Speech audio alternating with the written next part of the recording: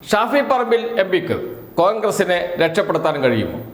ഇപ്പോൾ ചാടി ഇറങ്ങിയിട്ടുണ്ട് രാഹുൽ മാങ്കൂട്ടത്തിലും ഷാഫി പറമ്പിലും ചേർന്ന് UDFനെ രക്ഷപ്പെടുത്തും എന്ന് കരുതുന്നവർ കോൺഗ്രസിലുണ്ടോ? ഈ ചോദ്യമാണ് ഇപ്പോൾ ഉയരുന്നത്. എന്തുകൊണ്ടാണ് അത്തരമൊരു ചോദ്യം ഉയരുന്നത്? കഴിഞ്ഞ ദിവസങ്ങളിൽ 2026 തയ്യാറെടുപ്പ് UDF നടത്തിയിരുന്നു. എന്താണ് കയ്യിലുള്ള ആയുധം? മറ്റൊന്നുമല്ല, ശബരിമല വിഷയം മാത്രമാണ്. ശബരിമല വിഷയം ഉയർത്തി നിയമസഭയ്ക്കകത്തും പുറത്തും വലിയ സമരം നടത്താനാണ് UDF തീരുമാനിക്കുകയും ചെയ്തത്. ഏറ്റവും ഒടുവിൽ നടത്തി അയ്യപ്പ സംഗമം. ഇനി വരാനിരിക്കുന്നത് മേഖല ജാഥകളാണ്. അതിലും വിഷയം ശബരിമല തന്നെയായിരുന്നു. പക്ഷെ എല്ലാം ഒരൊറ്റ ദിവസം കൊണ്ട് തകർന്ന് തരിപ്പണമായിരിക്കുന്നു. ആരെയാണ് ലക്ഷ്യമിടുന്നത് UDF? സർക്കാരിനെ, ദേവസ്വം മന്ത്രിയെ, ദേവസ്വം ബോർഡിനെ. ദേവസ്വം ബോർഡിനും ദേവസ്വം മന്ത്രിക്കും അല്ലെങ്കിൽ സർക്കാരിനും ഈ ശബരിമല സ്വർണം നഷ്ടപ്പെട്ട സംഭവത്തിൽ യാതൊരു ബന്ധവുമില്ല എന്ന് ഉറപ്പിച്ചു പറഞ്ഞിരിക്കുന്നു ദേവസ്വം വിജിലൻസ്. റിപ്പോർട്ട് ഹൈക്കോടതിക്ക് മുന്നിലുണ്ട്. ആ റിപ്പോർട്ട് ഹൈക്കോടതി അംഗീകരിക്കുകയും ചെയ്തു. അപ്പോൾ ചെറിയ ഒരു പരാമർശം നടത്തുന്നുണ്ട് ദേവസ്വം ബോർഡിനെതിരെ. അതും കാണാതിരിക്കുന്നില്ല. എന്താണ് പറഞ്ഞത്? ഒരു നോട്ടപ്പിശക് പറ്റിയിട്ടുണ്ട്. ഇത്രയും സമയമെടുത്തു നടപടിക്രമങ്ങളിൽ വന്ന വീഴ്ചകൾ, ദേവസ്വം ബോർഡ് എടുത്ത തീരുമാനം അട്ടിമറിക്കപ്പെട്ടത്, ഇതൊന്നും കണ്ടില്ലേ ദേവസ്വം ബോർഡ് എന്ന ചോദ്യം ഉയർത്തിയിട്ടുണ്ട്. ആ നോട്ടപ്പിശകിനെ വിമർശിക്കുകയും ചെയ്തിട്ടുണ്ട്. കാണാതിരിക്കുന്നുമില്ല. പക്ഷേ ദേവസ്വം ബോർഡാണ് കുറ്റക്കാർ.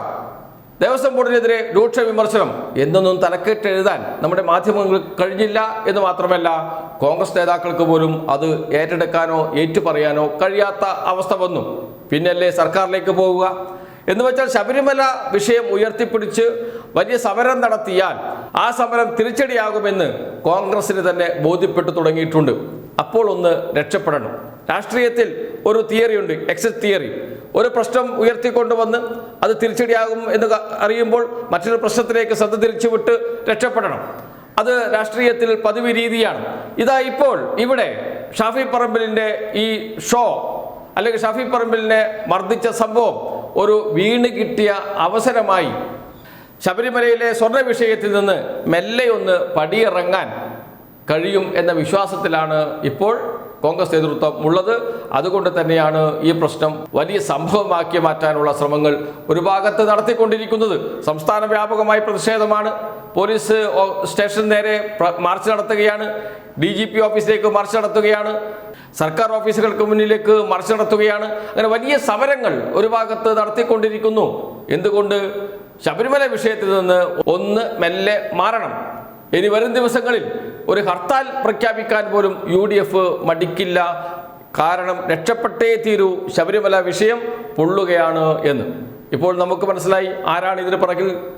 കോടതിക്കും മനസ്സിലായി ആരാണ് ഇതിന് പിറകിൽ എന്ന് വെച്ചാൽ ഉദ്യോഗസ്ഥന്മാർ. ആ ഉദ്യോഗസ്ഥന്മാർ ആരോടൊപ്പം നിൽക്കുന്നവരാണ്?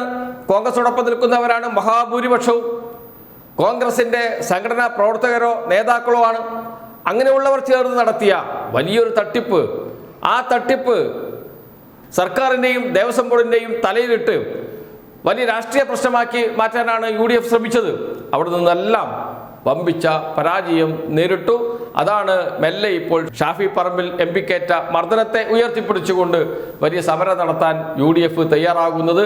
എന്ന് വെച്ചാൽ ഇതുവരെ ഏറ്റെടുത്ത ഓരോ വിഷയവും പരാജയപ്പെട്ടു പോയി. ഏറ്റവും ഒടുവിൽ ലഭിച്ച ശബരിമല വിഷയവും കോൺഗ്രസിന് വലിയ തിരിച്ചടിയായി മാറി. അതാണ് ഇപ്പോൾ കോൺഗ്രസിൻ്റെ അവസ്ഥ, UDFൻ്റെ അവസ്ഥ. നിരാശരാണ്. 2026 എങ്ങനെ മറികടക്കും? തെരഞ്ഞെടുപ്പിൽ എങ്ങനെ വിജയിക്കാൻ കഴിയും? എന്താണ് ആയുധം എന്നൊക്കെ ആലോചിച്ച് തലപുണ്ണാക്കുന്ന കോൺഗ്രസ് നേതാക്കളെയാണ് നമുക്ക് കാണാൻ കഴിയുന്നത്.